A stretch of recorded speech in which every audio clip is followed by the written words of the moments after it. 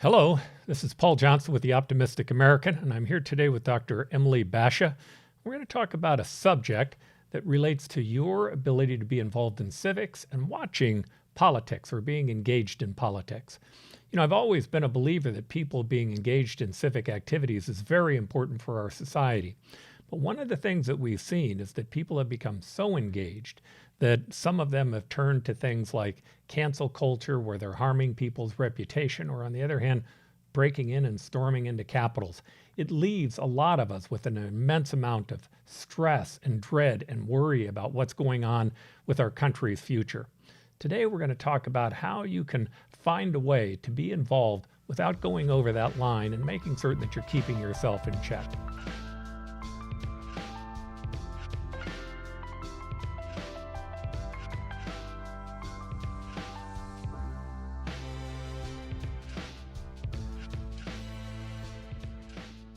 Dr. Bashah, welcome to the show again. Thanks for coming on and talking about this topic. Yeah, I appreciate it. All right, so here's the issue. I know that you've been going around the country on different programs talking about the idea of addictive ideologies.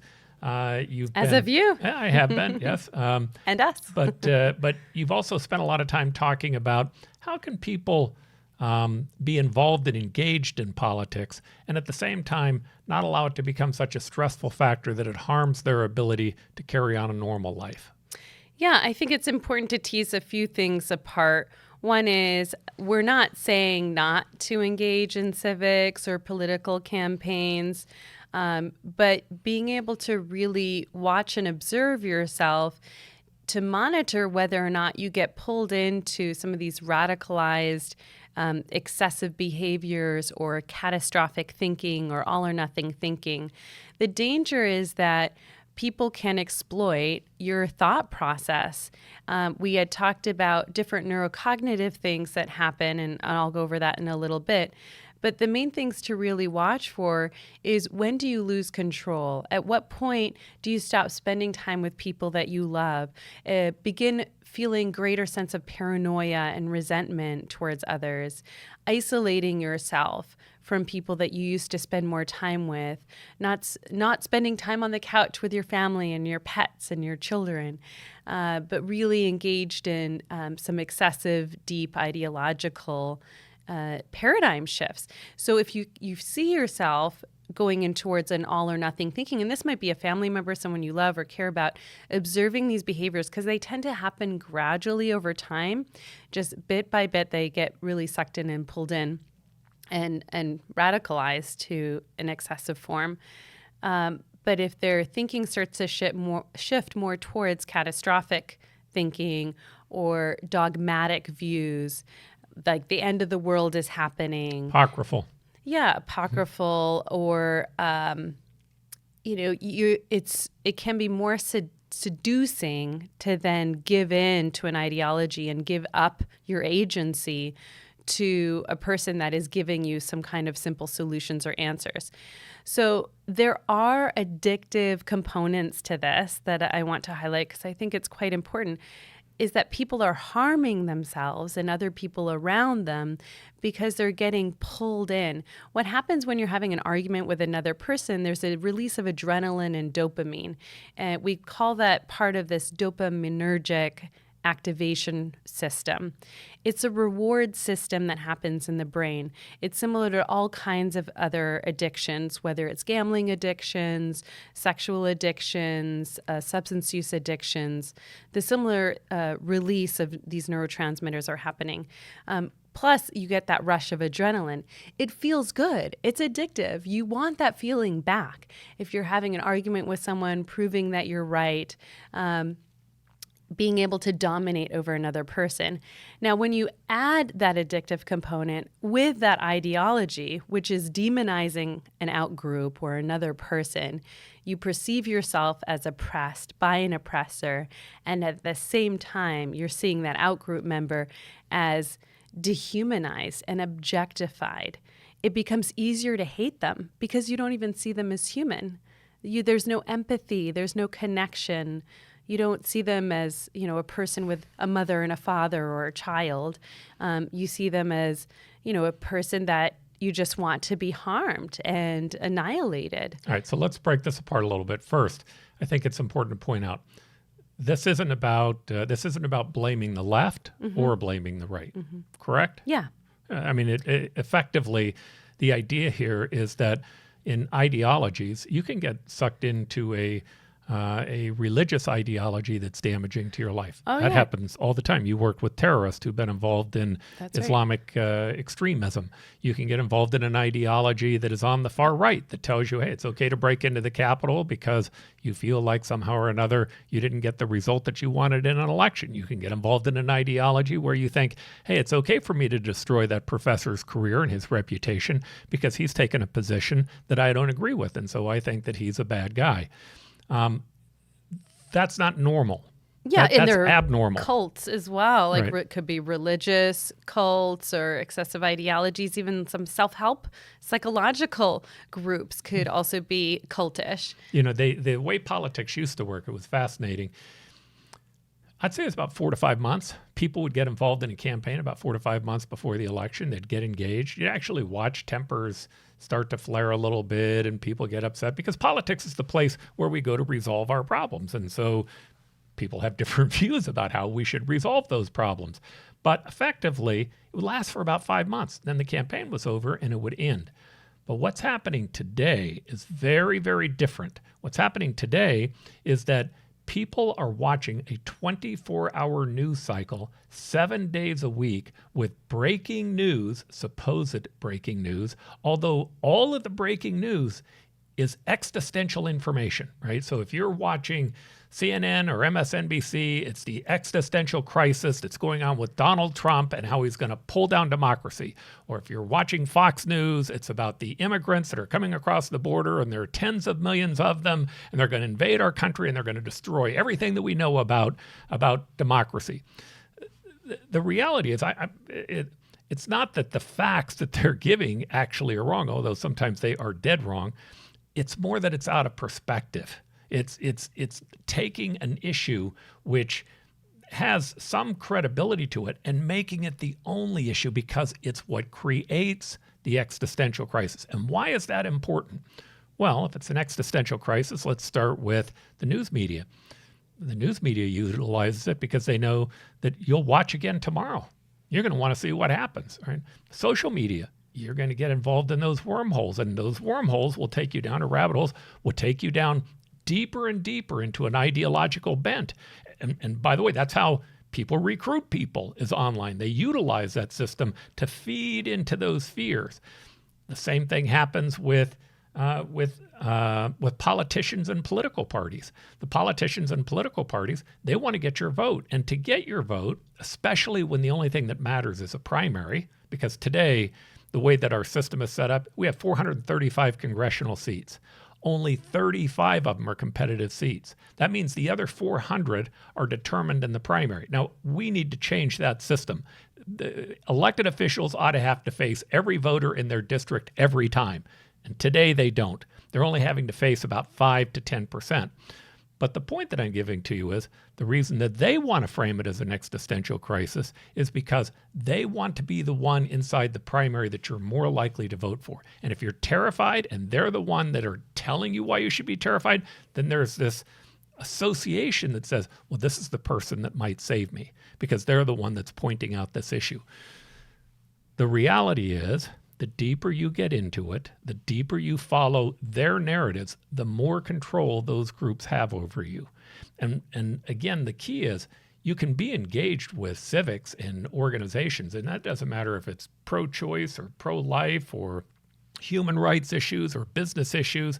The list goes on. You can be engaged with them without it being existential, with seeing that there's an important cause and you want to make a difference and you're going to go spend your spare time on trying to help them, but not to the point that you begin alienating other people. So maybe we can talk about this issue of it being an addiction. I know that that's something that in itself is a little bit controversial, right? Why is this an addiction? What is it that makes it like an addiction? I think, especially when we're talking about ideologies, probably looking to Joyce Bellinger is a good researcher to talk about here. And one of the things that he really points out is the obsessional component of the ideology that really pulls a person in. And once they do, they start to, I think about it as push and pull factors, that they tend to push people away that they used to associate with, where their identity was really solidified and constructed around that there was a foundation for who they were and what they stood for. And then they started to shift away from that. And so the pull factors really pull them towards isolating themselves, surrounding themselves with people who think more extremely or more radicalized than them, and may engage in more violent behaviors. There's also this mental process where they're condoning vengeance against other people because they feel justified in that because of this mistrust and a sense of victimhood that has happened. And again, as we talked about earlier, there is that dehumanization of the other.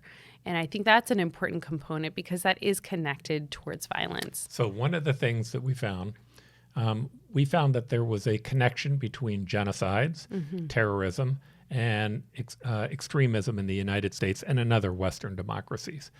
The connection was ideology. In all cases, they were tied to some type of ideology. Now, we could talk about what those ideologies were, but that's less important.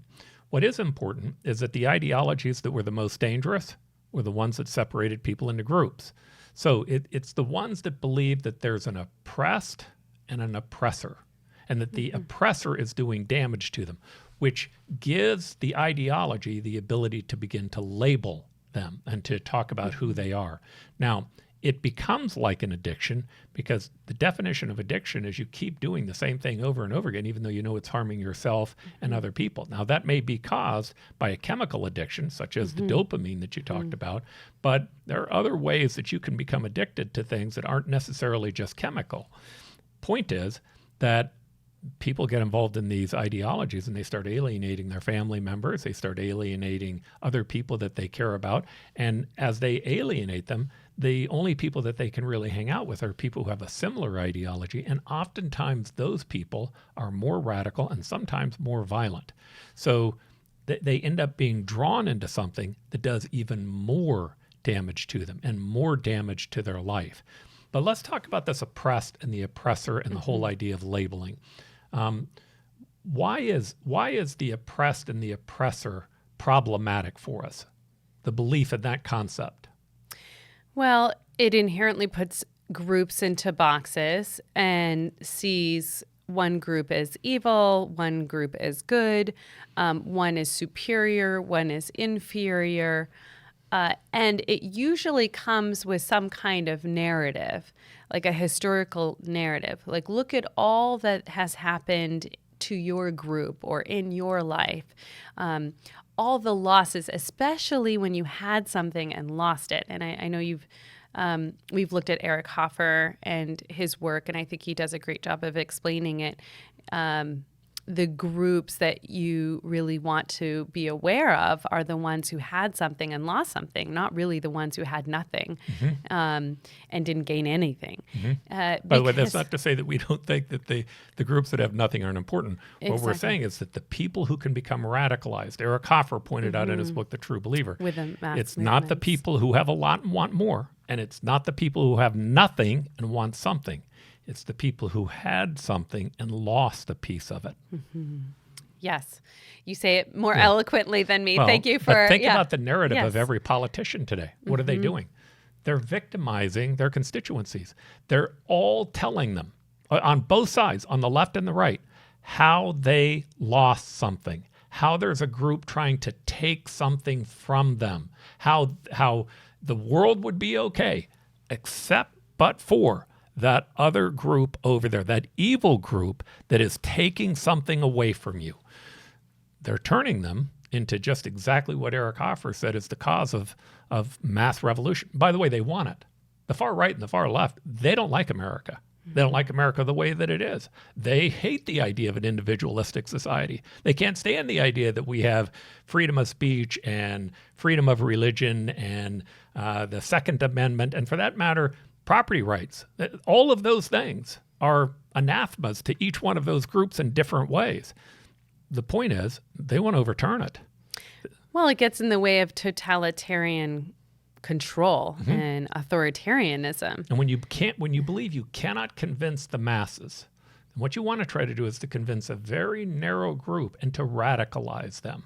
And that radicalized group, over and over again in history, small radicalized groups have had dramatic effects on history. Unless good people who saw the value of their system stood up and said, stop.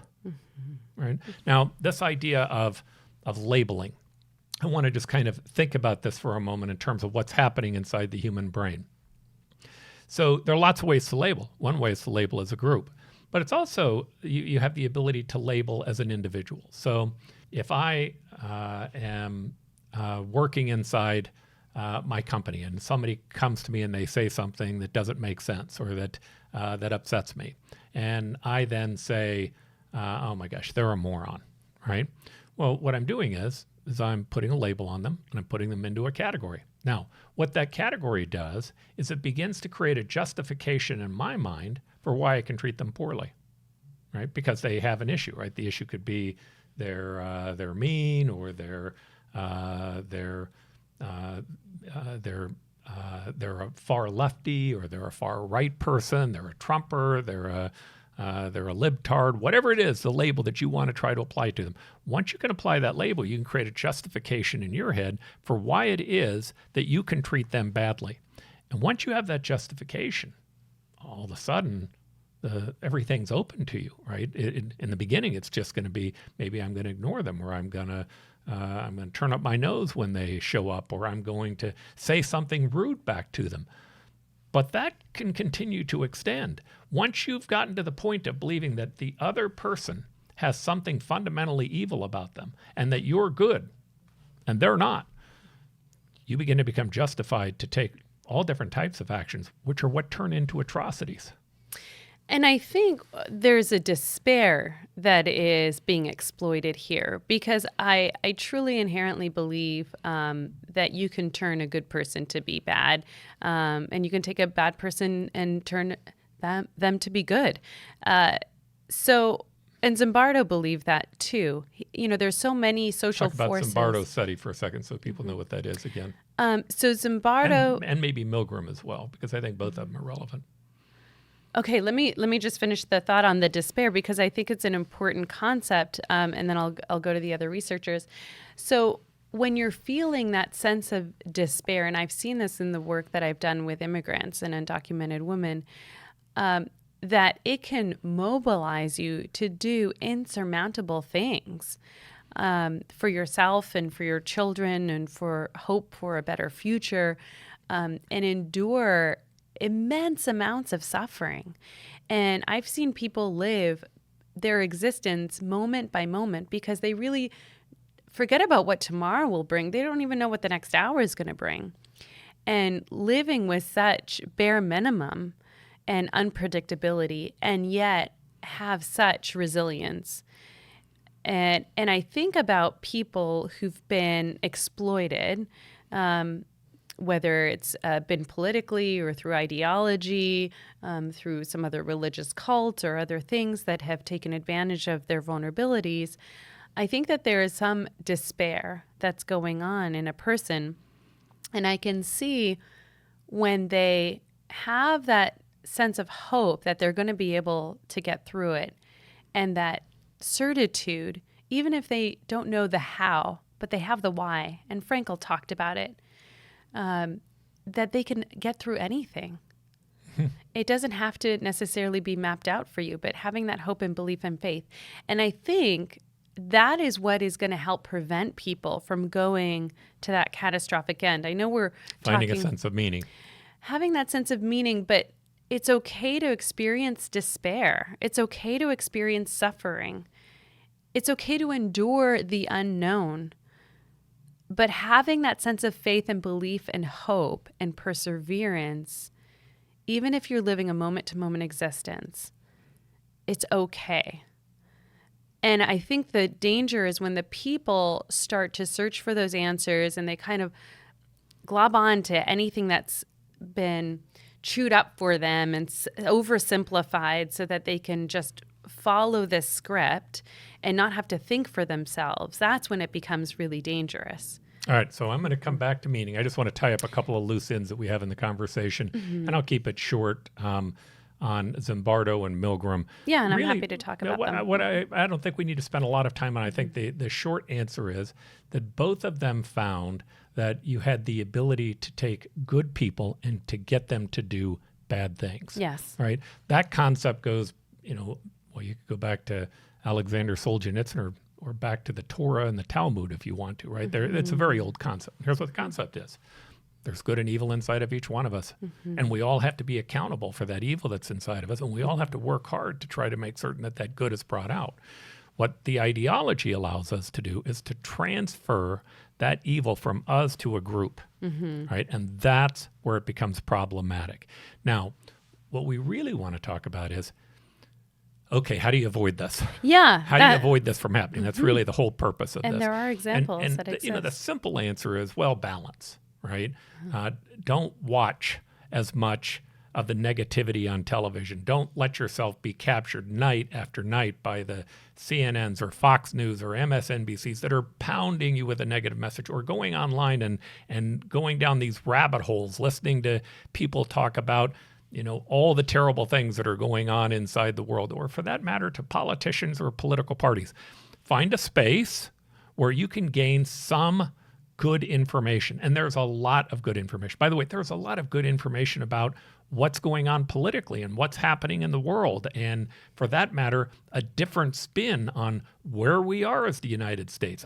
This is the greatest superpower ever. This is the greatest time and place to be alive. You would know that by watching the news. But if you start really looking into it, it begins to become clear historically that we are. Having an alternative information source, knowing the truth, and the truth isn't in the media, it's in the data, right? When you start getting the truth, you're going to gain a different perspective. But the biggest difference that we can make, you were on the subject, meaning. How do we find meaning in life? Yeah, I think, going back to identity is important. Who are you? It's that ultimate question. And it can feel like a really lonely process going inward and answering this question, because only you can answer it. No one can answer that question for you. It is an internal quest. Not everyone sees the value in it. And a lot of people will just follow what had been given to them. But inherently, there is this individual struggle within every human. And it's a noble quest. And so I encourage people to really explore themselves. And I think that's going to help create a lot of protective factors and buffers. Where do you find meaning? Me personally? No, all of us. Or doing what you love, spending time with people you love, creating, innovating, giving back to community, doing things that amplify gratitude, make you feel grateful for your life, make you feel grateful for who's in your life. So you glossed over them and lumped them all together, but I'm going to categorize them. Yes, right? okay. Just simply because I think that it's important for people to recognize there actually are four categories. Four categories. There are four real categories that exist. And again, if you get a chance, I would encourage the public who's watching this, turn on Viktor Frankl. You'll find old tapes of his and listen to what he said. He was the master at teaching this concept that we need to focus more on meaning and less on happiness. Yes. That if we focus on happiness, we're never going to find it. If we focus on meaning, we have a chance of finding happiness. Right? It's a selfless process. That's right. Now, meaning, he said, comes from four areas. Who and what you love. Now, I want to stress the what you love, because it's easy to think about, well, I love my grandkids. I love my wife. I love my children. I love my mother and father, right? That's kind of easy. But what you love. He created a scenario where he talked about prisoners going out who, they were near death. They were all under hard labor. They were all being brutalized on a nightly basis. But they loved watching that sun at the sunset. Just dipping below the horizon. Just even if they had to keep working, just to spend that few minutes to recognize they were a part of something bigger, that there was something here going on in the universe, that somebody else, someplace far away, was experiencing that in a different way, where they were enjoying it and where they were loving it, and they were a part of it. You can love more than just people. You can love a hike down into the Grand Canyon, or you can love hiking up into the mountains, or swimming, or spending time sometimes just reading and relaxing, finding who and what you love. Number two, what you create. Now, there are lots of things that you can create. I love creating inside of a business, and I love creating inside the podcast. Those are fun to me. But it doesn't have to just be a business. You can do it working for someone else. You can be actually very creative working for other people. If you have the right type of boss where they're giving you, or the right type of employer where they're giving you the ability to be creative, you can find it in art, music, dance. You can find it in a wide variety of things. But what you create becomes a part of your sense of meaning. The third one, and we've really added this, although I suspect he would have agreed with us, Viktor Frankl, which is service. It's we, not me. Recognizing that you're a part of something bigger, and that everything doesn't have to be divided along the lines of what party you're in. That there are a lot of ways that you can give back through service that help other people, that benefit other people. There's no greater way to find a sense of meaning, in my opinion, than that. Now, for some people, that could actually be their business. Their business is providing a product that they know is desperately needed, and they take joy in being able to find the ability to service other people in providing it. But it also can be your philanthropic exercises. It can be your engagement in mentoring other people. How you give back is a huge way to find meaning. And then the last one, this is the one that to me is the most interesting. He says, sometimes you're in a position where you feel like you have no options. Yes. The world is closed in on you. He was an Auschwitz. He said, then it's about this whole idea of free will. And if you have nothing else left, you have the ability to frame in your mind how you're going to see it, how you're going to deal with it. He says the greatest way to find meaning is in struggle, in the challenges that we have, that there's a meaning that comes from. You're going through that struggle for oftentimes reasons that you had no control over, but you can find meaning in that as well. Yeah, that was so powerful. If you're forced, he said, if you're unable to change the circumstances or context or situation that you're living in, then you are forced to change yourself by default. And I mean, he's such a powerful figure in my life, and also, an existential author and pioneer. And I deeply value his teachings. All right, so I'm going to kind of sum this up. The importance of being able to find the balance between your civic engagement and not going to the point that you're stressing your life. It's in finding balance. It's in finding the truth. It's in understanding that the world's not nearly as bad as these people who want you to continue to watch them and listen to them are telling you. Number two, there's a level of individual accountability that you have to have. Part of that's recognizing that there's good and evil inside of each one of us, and that we don't need to label other people, to place that on other people as a group. We need to see them as individuals. The third is find meaning, find a sense of meaning, and your meaning comes from those four areas. And the last one we didn't talk much about, and we'll just end with this, is the importance of love and connection. Yeah, I would just add one last one that you talked about earlier, which was the importance of perspective. Perspective taking is really going to be essential to maintaining your well-being. Yeah, and I would put that in know the truth up front, but I agree. But finding love and connection is important. And again, it's already mentioned in the meaning side of it, but what I like about the idea of love is a word that was, it came from the Greeks. There were 7 different definitions that they had for love, not one like we have. Martin Luther King talked about there being 3. And he talked about there being romantic love, brotherly love, that's called philia, like Philadelphia, the city of brotherly love, that there's a love that we can have for other people that we know, that we're connected to. And then the last one was called agape, and that was about loving people you don't even know, loving people that oftentimes are your enemies. That doesn't mean that he believed that he needed to go out with the white racists and throw his arms around them and be nice to them. It meant that he needed to have a respect for them, and that he needed to treat them with the respect that he thought that they should have been treating him with. It was about a respect of them as individuals and understanding their fallacies and their challenges and their problems. When we can look at our enemies in that way, when we can look at them in a way in which we try to understand them, even though we don't agree with them, just trying to understand them and where they're coming from, gives us a sense of empathy. And I don't think there's a single thing that we need more in the world today than that. It's empathy for people that don't think exactly like us, and cutting them a break and giving them the benefit of a doubt and not having to repeat back immediately your opinion, right? It's trying to find a way that we can pull this place back together. And I think the only way we find that is through love. Beautiful. All right.